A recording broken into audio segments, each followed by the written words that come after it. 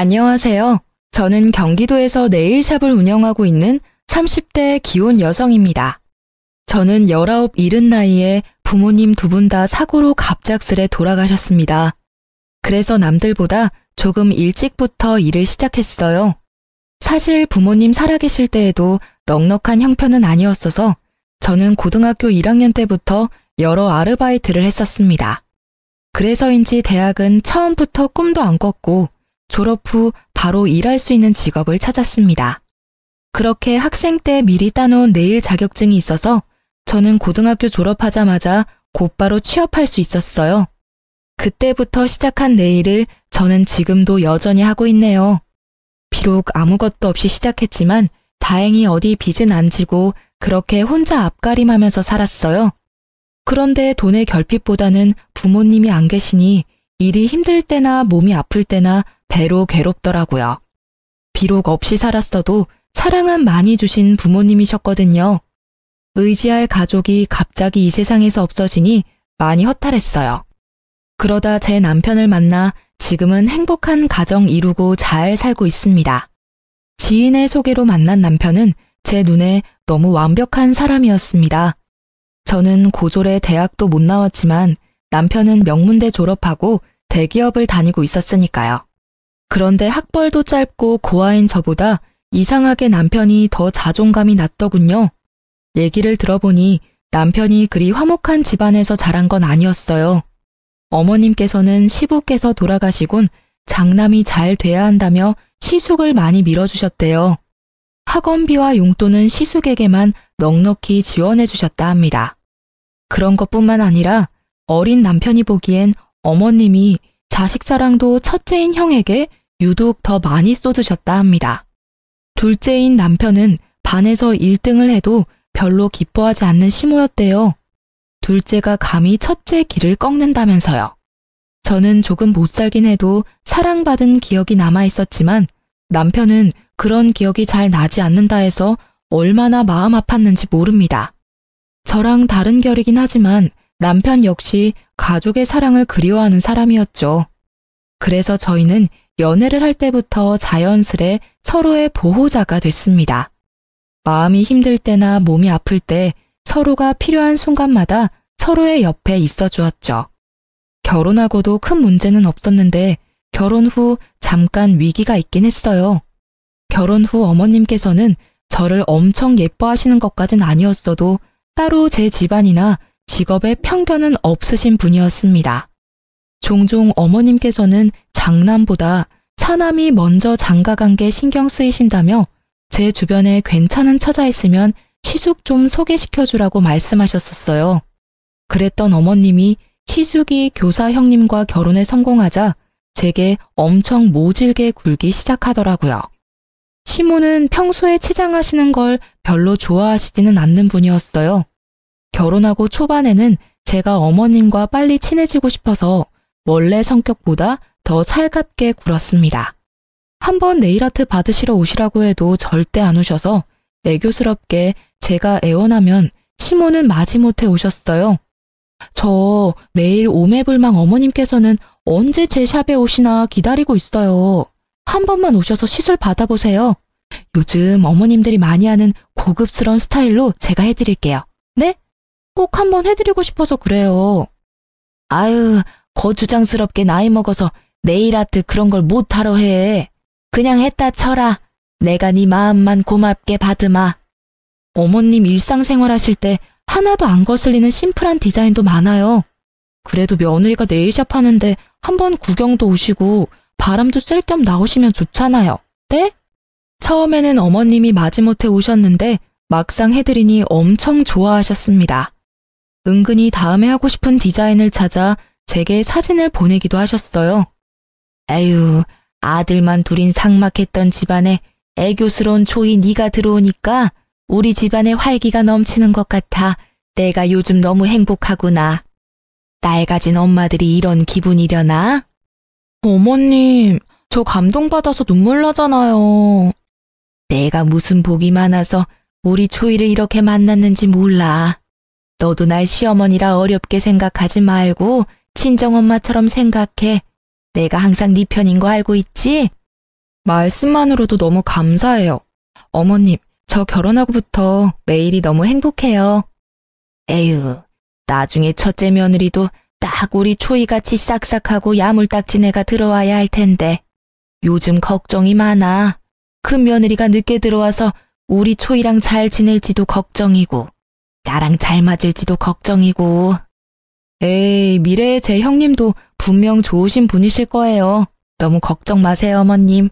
저는 그렇게 시모의 무료한 일상의 분위기 전환을 해드릴 겸 가끔 네일 아트를 해드렸습니다. 시술 시간 동안에는 어머님과 이런저런 수다를 많이 떨어서 더 큰 유대감을 형성했죠. 어머님께서는 가게에 놀러 오셔서 네일을 받으시곤 항상 저 고생했다며 밥을 사주시거나 도시락을 싸오셔서 같이 점심을 먹었어요. 그렇게 한동안 저는 고부 갈등이라곤 없이 어머님과 좋은 시간을 보냈습니다. 그런데 시숙이 맞선으로 결혼에 성공하고 형님이 생기자 어머님께선 묘하게 달라지셨습니다. 제 이름을 더 이상 다정히 부르지 않으셨고 둘째라고만 부르셨어요. 저는 잠깐 속으로 좀 서운했지만 너무 저랑 어머님이 사이가 좋아 보이면 그것 또한 형님께 소외감을 드릴 수 있다 생각했죠. 그렇게 생각하니 어머님께서 현명하시다 생각했습니다. 그런데 저는 곧 그게 형님을 위한 배려가 아니라 어머님이 형님과 저를 두고 차별하고 있다는 걸 알게 됐습니다. 제게는 이유 모를 냉담함을 풍기던 시모께서 형님께는 다정하게 우리 혜선이라고 부르시는 걸 봤거든요. 집안 괜찮고 직업도 괜찮은 형님이 당연히 저보다 예뻐 보이시겠지 하고 저는 더 노력하려 했습니다. 어머님, 혹시 제가 최근에 뭐 실수한 게 있을까요? 실수라니? 아, 요즘 부쩍 어머님 기분이 안 좋아 보이셔서요. 혹시나 제가 뭐 잘못한 게 있는데 둔해서 눈치채지 못한 걸까 싶어서요. 그런 거 없다. 네. 그때도 저는 바보처럼 어머님이 따로 말씀 안 하셔도 분명 저한테 또 다른 이유가 있을 거라 생각하고 있었습니다. 그러던 어느 날 어머님께서 오랜만에 제 샵에 놀러 오셨어요. 저는 너무 기뻐서 정말 슬리퍼가 벗겨질 정도로 버선발로 어머님께 달려갔죠. 어머님 오셨어요? 어머, 형님도 오셨네요. 지금 예약 손님 없지? 네? 너 뭘 그렇게 바보같이 멀뚱히 서 있어? 손님 없냐고. 아, 네, 어머님. 없어요. 그럼 혜선이 내일 좀 맡기자. 저는 특정 요일에는 오전 예약을 안 받고 오후에만 예약을 받습니다. 그런데 그 요일을 아는 시모께서 연락도 없이 형님을 데리고 샵에 오셨더라고요. 저는 마냥 반가운 마음뿐이었는데 어머님은 그날도 제게 무척 차가운 반응이셨습니다. 아, 형님, 내일 받으시려고요? 그럼 내일 샵에 시술 받으러 왔지 뭐하러 왔겠니? 예, 앞으로 우리 혜선이 손톱 정리는 네가 도맡아라. 혜선아, 오늘은 무슨 디자인으로 받고 싶니? 한번 봐야 할 것 같아요. 방학이니까 기분 전환도 할 겸 이참에 아주 화려하게 해봐. 어디 보자. 이것도 예쁘고, 저것도 예쁘네. 우리 혜선이는 뭐 어떤 컬러든 잘 어울리니까. 형님 역시 어머님과 마찬가지로 제게 인사 한마디 없이 자리에 앉으셔서 어머님과 다정히 디자인을 고르시더라고요. 그날 저는 마치 형님과 어머님께 보이지 않는 투명 인간이라도 된 듯 했습니다. 하지만 저는 바보처럼 모두 잘 지내고 싶은 마음에 애써 그들이 무시하는 게 느껴져도 모르는 척 열심히 말을 걸었습니다.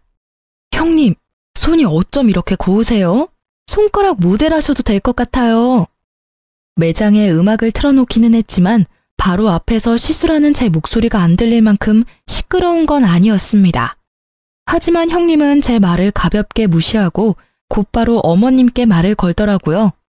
어머님, 나중에 식사는 어디에서 할까요? 글쎄다. 주변에 맛집이 뭐가 있었더라? 우리 혜선이는 뭐 먹고 싶은 거 있니?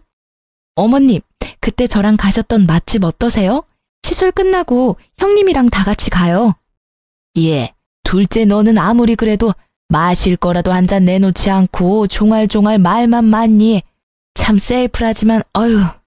어머, 제가 금방 가져다 드릴게요. 두 분 오셔서 제가 너무 들뜨는 바람에 그만 깜빡했어요. 어머님은 커피 드시고 형님은 어떤 거 드시겠어요? 녹차, 아이스티, 커피, 오렌지 주스 이렇게 있어요. 됐다, 아서라. 마실 건 내가 가서 가져올 테니 넌 시술에나 집중해라.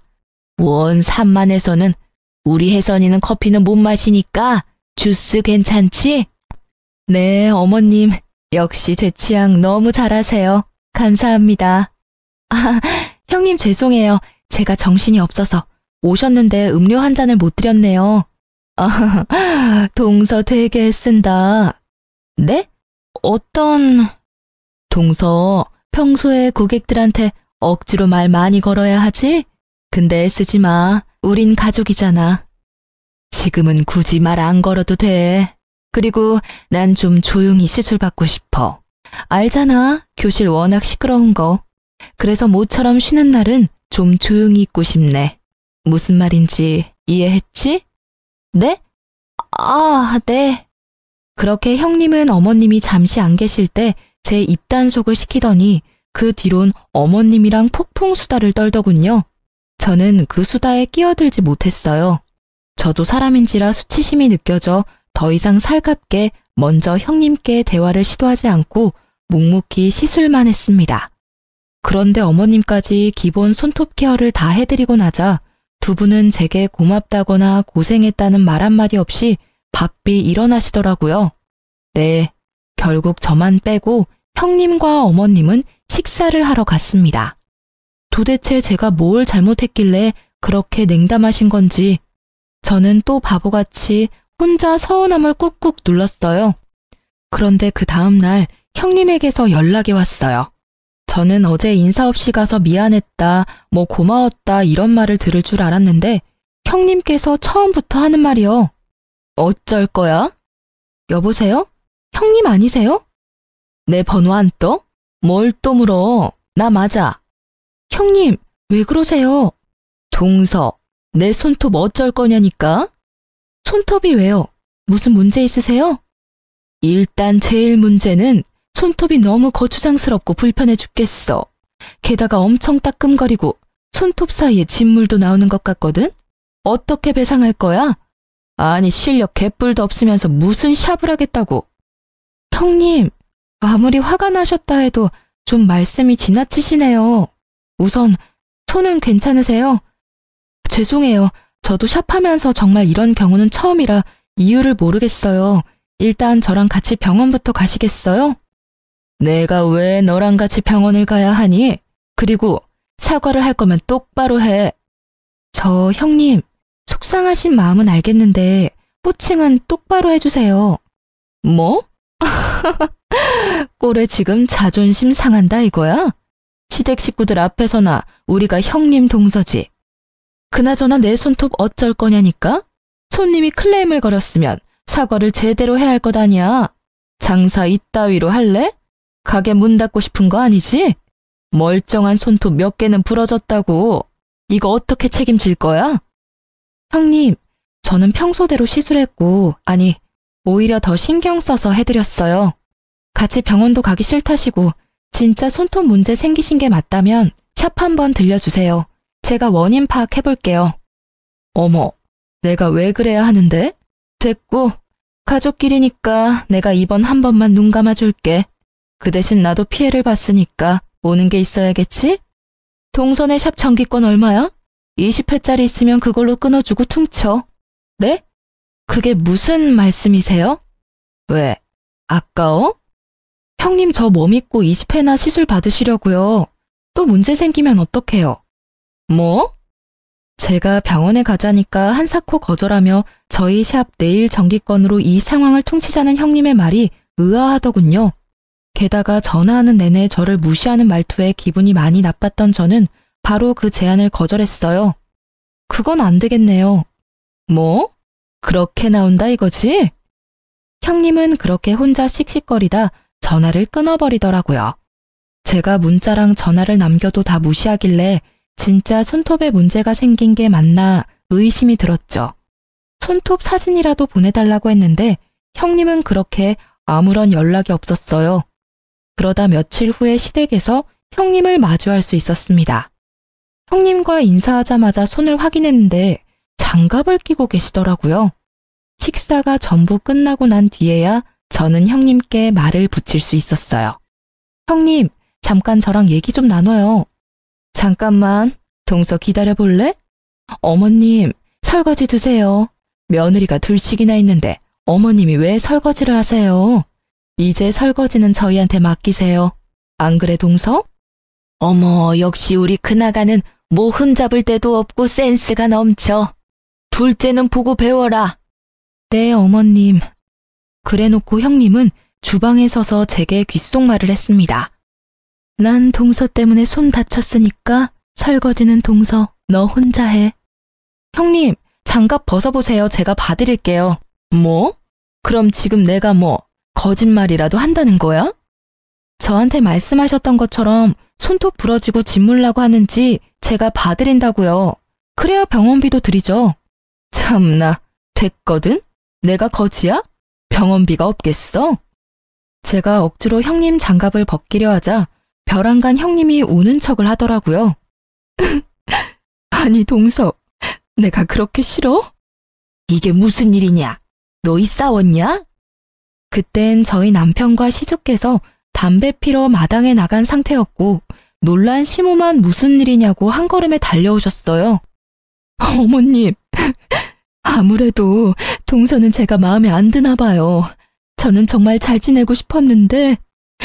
동서, 내가 미안해. 늦게 들어온 주제에 내가 눈치 없이 형님 노릇한 거지? 이게 뭔 소리냐? 둘째 네가 큰애기한테 뭐라 했냐? 아니요, 아무 말도요. 형님, 갑자기 왜 우세요?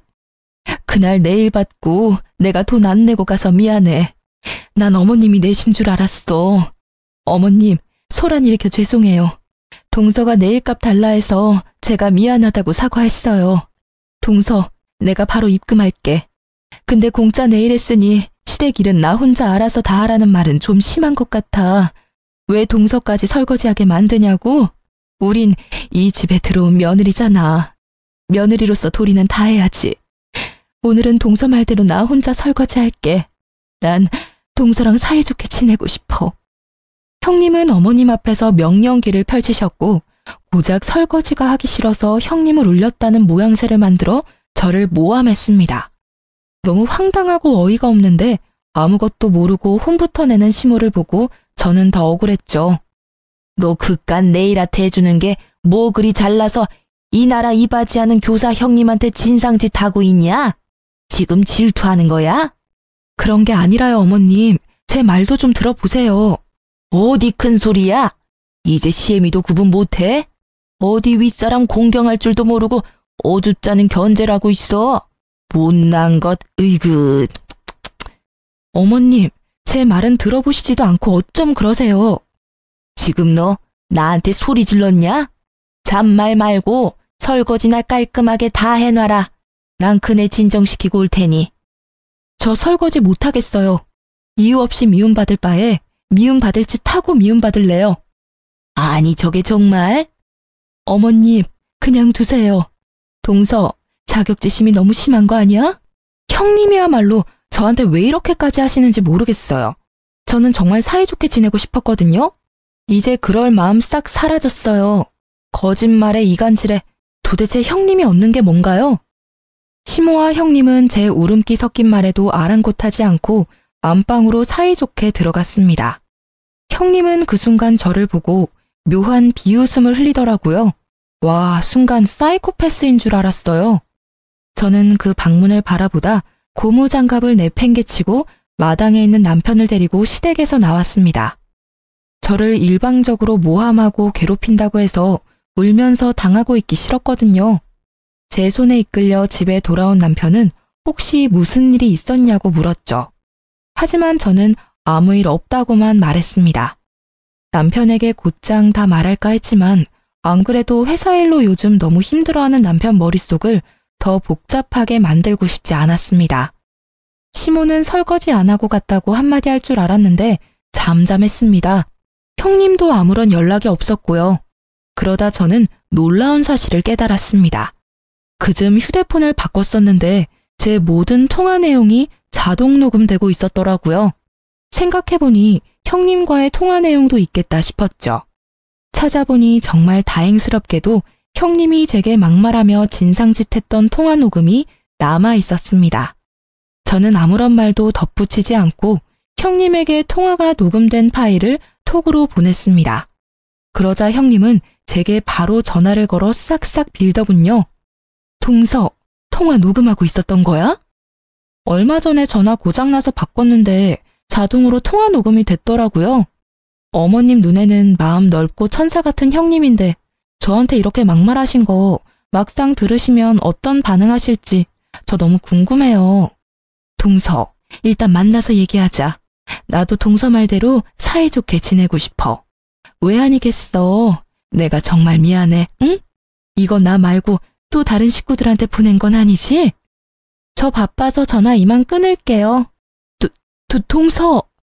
제가 무시하고 전화를 끊자 형님은 곧바로 가게로 와서 제게 무릎 꿇고 빌었어요. 동서, 제발 내 체면 좀 살려줘. 내가 그래도 남들이 보기엔 멀끔하고 교양 있는 교사잖아. 내가 이렇게 소리 지르고 막말하는 모습 보면 어머님도 많이 속상해하실 거고 서방님이랑 우리 남편 사이도 곤란해질 거야. 우리가 서로 잘 지내야 하지 않겠어? 응? 저는 처음부터 형님이랑 잘 지내보려고 했어요. 선 넘은 건 형님이시고요. 내가 어떻게 하면 되겠어? 내가 어떻게 하면 동서 마음이 풀리겠어? 내가 정말 미안해. 나 한 번만 봐주라. 내가 첫째 며느리인데 둘째 며느리인 동서보다 늦게 집에 들어왔다고 나 혹시라도 무시당할까봐 내가 그래서 오히려 더 기센 척 못되게 군 거야. 정말 다른 뜻은 없었어. 동서, 나 진짜 나쁜 사람 아니야. 알면 알수록 진국인 사람이라고 내가. 그럼 일단 손톱 좀 봐요, 형님. 진짜 저한테 시술 받고 엉망이 됐는지 봐야겠어요. 이건 제 커리어가 걸린 문제이기도 하거든요. 다 거짓말이야. 멀쩡해. 동서, 내가 받아본 네일 아티스트 중에 제일 잘해. 내가 인정해. 그러니까 정기권 달라고 했지. 일단 결제부터 하세요. 시술 받았던 거 결제도 하시고 사과도 똑바로 하세요. 형님으로서 사과한 건 지금까지 들었으니까 됐고요. 시술 받고 진상짓한 거 손님으로서 제대로 사과해주세요. 알았어. 미안해. 다 오해였어. 오해가 아니라 거짓말이잖아요. 그래, 다 거짓말이었어. 내 손톱 아주 멀쩡하고 동서 시술은 아무런 문제 없었어. 미안해. 손 좀 내밀어주세요. 사진 찍어놔야죠. 또 나중에 어떻게 말씀 바뀔지 모르니까요. 알겠어, 동서. 그럼 이제 마음 풀린 거지? 저도 사람인지라 금방 마음 풀리진 않겠네요.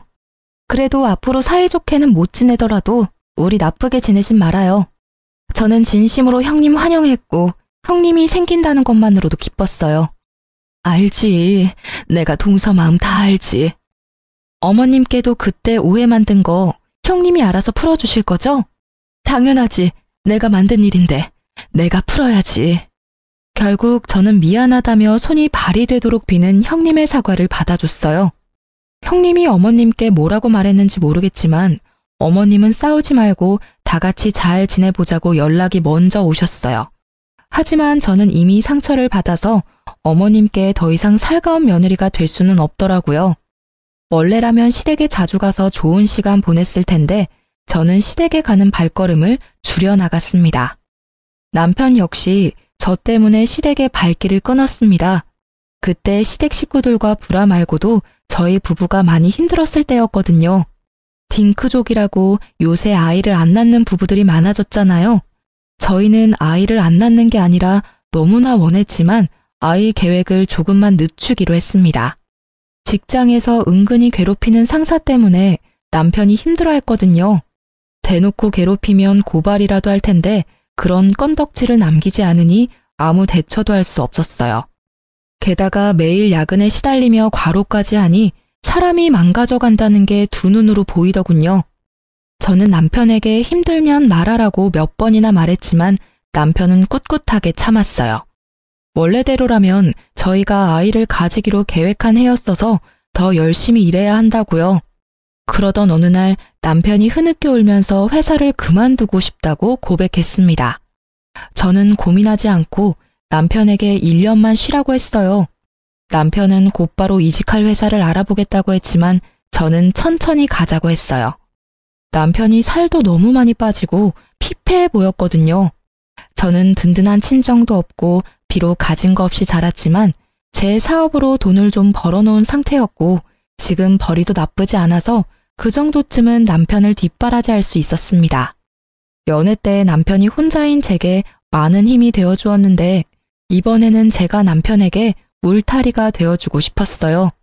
내 사람이 그렇게 힘들다는데 한 번쯤 제대로 도와주고 싶었습니다. 그렇게 남편은 대기업을 그만두고 1년 동안 쉬면서 이직 준비를 하기로 했습니다. 시모한테는 절대 비밀이었어요.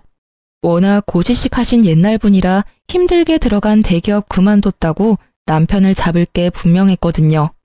그런데 어쩌다 시댁에 가면 시모는 모든 일을 저한테만 시키더라고요. 형님은 그냥 앉아서 쉬라고 손수 과일까지 깎아주시면서 여전히 저만 미워하는 모습이 보였어요. 이런 취급 받을 거면 아예 시댁에 안 와야겠다 머릿속으로 생각하고 있던 참이었어요. 둘째 네가 그동안 나한테 해준 게 고작 네일밖에 더 있냐? 며느리 네일 아트샵 한다고 말하면 사람들 인식이 어떤 줄 알기나 해. 변변한 직업도 아니고 대기업 다니는 내 아들이 너무 아까워. 어머니, 사람 앞에 두고 말씀을 뭘 그렇게 하세요? 야, 어디서 어머니 앞에서 언성을 높여? 남편이 너무 화가 나서 어머님께 대들자 시숙은 또 남편을 나무랐어요. 내가 어디 틀린 말 했냐? 그리고 너희 왜 아직 애가 안 생기냐? 장남이랑 큰아가는 이제 막 결혼했지만 너네는 결혼한 지 꽤 됐잖니? 이유가 뭐냐? 둘째 너 무슨 문제 있냐? 어머님, 말씀을 왜 그렇게 밉게 하세요? 저 진짜 너무 서운해요. 요즘 저랑 남편 엄청 힘들거든요. 어머님이라도 저희 그냥 믿고 기다려주시면 안 돼요? 예뻐는 안 하시더라도 미워는 하지 말아주시면 안 돼요?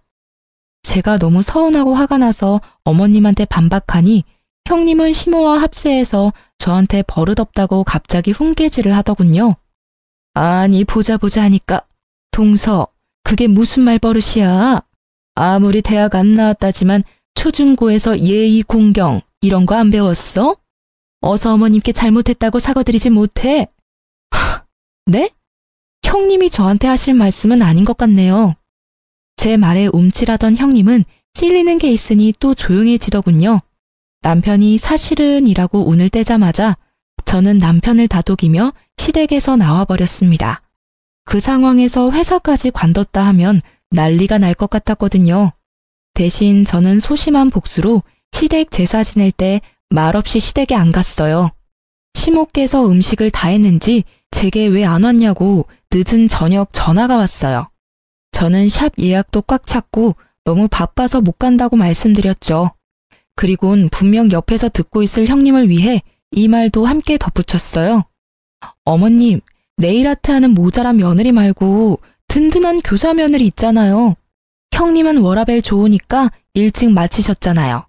형님, 듣고 계시죠? 제 목까지 어머님 잘 도와드렸죠.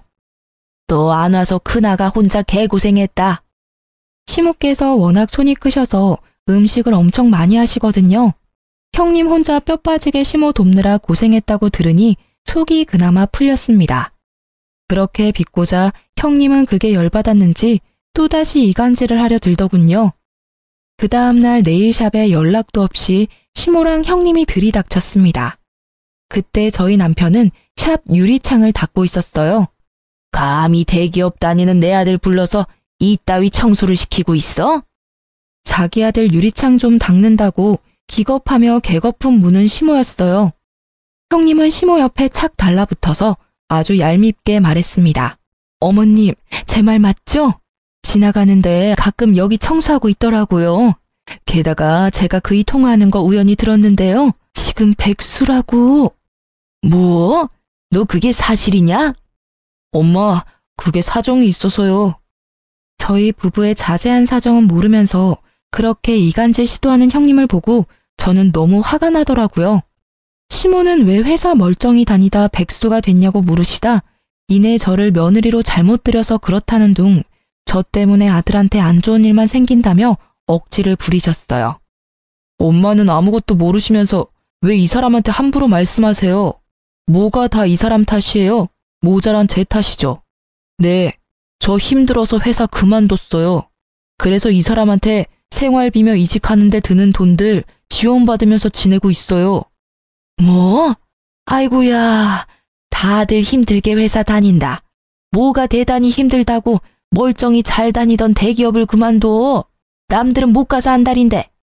넌 안 사람이 돼서는 남편 안 말리고 뭐 했냐? 남편에게 전혀 공감이나 위로는 못하고 나무라던 시모는 급기야 제 뺨을 때리려 했고 남편이 막자 이내 남편을 후드려 베기 시작했습니다. 넌 네 마누라만 중요하지? 어떻게 이렇게 엄마 뒤통수를 치냐? 내가 아들 대기업 다닌다고 동네방네 다 자랑해놨는데 이제 어쩌냐? 아이고 내 팔자야. 어머님, 제발 그만 좀 하세요. 그래도 아들이니까 괜찮냐고, 무슨 일이냐고 먼저 여쭤보실 줄 알았어요. 어머님 아들이요. 회사 상사 때문에 괴로워서 우울증 약 먹기 직전이었어요. 제가 회사 그만두라 했어요. 그렇게라도 숨통 트여놨는데 왜 다시 어머님이 숨통을 조이려고 하세요? 그리고 아무리 어머님이시라도 내 남편 몸에 손찌검하지 마세요. 이 사람 충분히 힘들다고요. 하지만 시모는 눈 하나 끔뻑하지 않으시곤 저에게 또 막말을 시작했어요. 보다 못한 남편은 자기가 어머님께 맞는 건 몇 대라도 맞아드리겠지만 제게는 막말하지 마시라고 화를 냈어요. 그리고 이어지는 남편의 말에 옆에서 구경하던 형님도 놀라고 어머님도 조용해지시더라고요. 엄마, 그동안 살아오면서 엄마가 도와달라고 하신 일들? 내가 군말 없이 도와드렸잖아요. 장남인 형은 능력 없어서 내가 다 도와드렸잖아요. 엄마 힘들 때 도와드리는 자식이 누구일 것 같아요? 바로 저예요. 그런데 이러시면 안 되죠. 저 앞으로 엄마 무슨 일 생기셔도 절대 안 도와드릴 거예요. 그래? 그래라. 난 내 장남이랑 교사인 큰 며느리만 있으면 된다. 손주도 우리 장남이랑 큰아가한테서 받으면 돼. 충격받은 남편이 말을 잇지 못해서 그 다음부터는 제가 나섰습니다. 형님이 제일 잘하는 이간질을 저도 해봤어요. 어머님, 혹시 아주버님이랑 형님 딩크족인 거 모르셨어요? 뭐? 딩크? 그게 뭐냐? 어디 뭐 새로 나온 욕이냐? 결혼할 때 애 안 낳기로 서로 합의하고 결혼하는 사람들 보고 딩크족이라고 해요. 형님, 딩크족이잖아요. 시모 눈이 희번뜩해지고 형님은 당황한 눈치였어요. 시모가 형님한테 사실이냐고 캐묻자 왜 이간질하냐며 저를 밀치고 머리채를 잡으려던 형님이었습니다. 하지만 재빠른 시모가 먼저 형님 머리채를 휘어잡았죠. 말 그대로 개싸움, 난장판이 나자 저는 웃으면서 말했어요. 지금껏 형님 네가 했던 게 바로 이간질이에요. 왜? 난 하면 안 돼? 제가 반말하자 또 반말했다고 형님은 발작하더라고요. 그리고 남편에게는 가만 있으라는 신호를 보내고 저는 순순히 형님께 머리를 뜯겨줬습니다. 이제 당신 얼굴 안 보고 살 건데 왜 존댓말까지 해야 합니까? 여보, 존대 절대 하지 말아요. 저는 남편의 말에 힘입어 형님에게 마지막 엿을 날려드렸어요. 요즘 갑질에 얼마나 예민한지 모르지? 지금 내 머리채 잡으려는 것까지 싹 다 인터넷에 다 뿌릴 거야. 땡땡 학교 교사가 네일샵 직원 머리채 잡았다고 말이야. 동네 맘카페에다가 저번 통화 녹음한 것도 다 올릴 거야. 어머, 안 돼! 제 머리를 신나게 잡고 흔들던 형님은 또 안 된다며 빌빌 기더라고요. 어머님께 머리를 뜯기면서도 두 손이 발이 되도록 빌더라고요. 일 저지르고 비는 게 당신 특기야? 시모는 모든 상황 떠나서 믿었던 첫째 아들이 딩크족이라는 사실에만 충격 먹어선 멍하니 대꾸도 안 하더라고요. 그렇게 시모와 형님이 가고 남편은 제게 통화 녹음은 무슨 말이냐고 물었죠. 저번에도 이런 비슷한 일이 있었다고 남편에게 다 털어놓자 남편은 꺼이꺼이 울면서 그동안 혼자 맘고생 시켜 미안하다고 제게 사과했습니다. 앞으로는 시댁과 정말 영 끊고 살 거라고 저 이제 고생 안 시키고 싶다면서요. 시숙은 모든 상황을 듣고도 남편과 저를 시댁으로 호출해서 당장 형님과 시모께 사과하라더군요. 중간에서 이간질한 이유로요. 남편과 저는 마지막 마무리를 하러 시댁에 가줬습니다. 형, 그동안 사업한다고 나한테 빌렸던 돈 기억나지? 내가 천천히 갚으라고 해놓고 한 푼도 안 받았잖아. 내가 여태 아무 말 안 했는데 이제는 갚아야지. 나 그 말 하러 온 거야. 아니, 형제끼리 그런 게 어딨냐? 재영아, 그건 따로 나랑 얘기하자, 응? 왜? 형제끼리니까 더 정확해야지. 게다가 나 백수잖아. 형이 빌렸던 돈 당장 나한테 입금해. 그걸 당장 어떻게 입금해? 그 큰 돈을. 아유, 내가 미안하다. 좀 서운하다고 돈 얘기하는 거 나 좀 당황스럽다. 지금 그게 문제냐? 첫째 너 말해봐라. 너 진짜 딩크족인지 뭔지 하기로 한 거야? 시숙은 돈 때문에 열받았는지 시모한테 큰 소리를 치더라고요. 엄마는 좀 빠지세요. 애초에 이렇게 불화 생긴 거 다 엄마 때문이잖아요. 요즘 세상에 애 낳고 살기가 얼마나 힘든데 그깟 손주 타령하세요. 낳으면 엄마가 손주 키워줄 거예요? 그리고 애 낳으면 돈 들어가는 것도 다 지원해 줄 거예요. 못 하시잖아요. 시모는 아무 말 못하고 한숨만 쉬다가 형님한테 말하셨어요. 너는 그만한 능력도 없냐? 교사라는 애가 애 키울 능력도 안 돼? 그러자 본색 드러내는 형님이었습니다. 어머님, 저 학교에서 애들 보는 것도 지긋지긋합니다. 어떻게 제 애까지 낳아서 키워요? 저 이 사람이랑 애 안 낳는 조건으로 결혼한 거니까 더 이상 강요 마세요. 뭐? 어머니, 이래도 장남이랑 교사 며느리만 최고예요? 당연하지. 이 문제들은 차차 서로 의견 조율하며 해결해 나가면 된다. 네, 그럼 엄마, 차남 이만 인사드리고 갈게요. 다시는 제 발로 여기 안 올 거예요. 참나, 누가 반긴다고? 형, 2주 줄게. 형수한테 돈을 빌리던지 알아서 돈 구해서 입금해놔. 재영아, 너 진짜 이럴래? 엄마, 어떻게 쟤 좀 잘 구슬려 보세요. 그렇게 남편과 저는 시댁과 인연을 끊고 지냈어요. 결혼 전 시숙에게 빌려줬던 돈도 남편은 악착같이 전부 받아냈습니다. 그리고 남편은 저랑 약속한 1년을 다 채우지 않고 3개월만 딱 푹 쉬고 보란듯이 이직에 성공했어요. 지금은 더 좋은 환경에서 일하고 있어요. 연봉은 물론 예전보다 훨씬 낮았지만요. 하지만 남편의 얼굴에는 예전과 달리 활기가 돌았고 웃음을 되찾았습니다. 저도 여느 때와 같이 장사가 잘 됐고 문제 없었습니다. 사실 형님 통화 녹음본과 CCTV 영상 인터넷에 올리려다 그러다 저희 샵까지 구설수에 오를까봐 포기하고 영상 가지고 경찰에 신고만 했습니다. 다신 저희 샵에 접근 못하게요. 오히려 신고가 들어가면 정말 교사 인생은 끝난다며 형님은 더 난리가 났었죠. 동서, 내가 달라는 대로 다 줄게. 제발 고소 취하해주라. 나 이대로라면 교사 생활 제대로 못해. 내가 너무 염치 없지만 한 번만 봐주면 안 될까? 형님, 다시는 어디 가서 사람 쉽게 무시하고 다니지 마세요.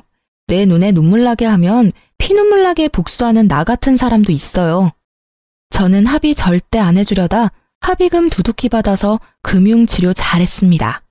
또 남편이 제게 고맙고 미안하다고 이직한 후에 전 직장에서 받은 퇴직금을 알아서 하라고 전부 제게 주더라고요. 저는 그 퇴직금과 합의금 그리고 제가 그동안 모은 돈 다 합쳐서 최근에 제 가게를 매매 계약했어요. 빚도 조금 냈지만 드디어 월세에서 벗어났습니다. 겹경사로 새 생명까지 제 뱃속에 찾아와 줬어요. 힘든 상황들 이겨내자 좋은 일만 가득 생기더라고요. 그런데 시모랑 우연히 딱 마주친 거 아니겠습니까? 저와 마주치자마자 시모는 속사포로 시숙 사업 좀 도와달라 하시더라고요. 잘 지냈냐는 말씀은 기대도 안 했지만 그래도 남편 안부는 물으실 줄 알았거든요. 너 샵에 갔는데 가게 사서 이사했다더라. 어딘지 알아야 내가 찾지. 이렇게라도 만나서 천만다행이다.